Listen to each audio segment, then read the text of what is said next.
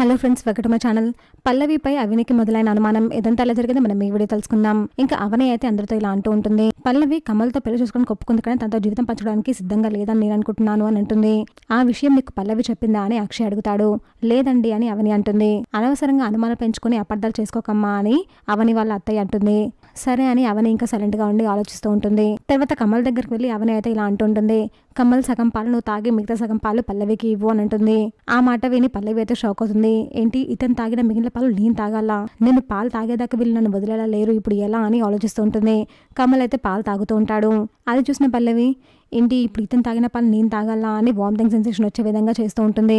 పల్లవి, ఈ పాలు నీకు సరిపోతాయి అనుకుంటా, తాగు అని కమల్ అయితే పాల గ్లాస్ పల్లవికి ఇస్తూ ఉంటాడు. దీనికి పల్లవి టెన్షన్ పడుతూ ఉంటుంది. ఏంటి, ఈ పాలు నేను తాగాలని ఉంటుంది.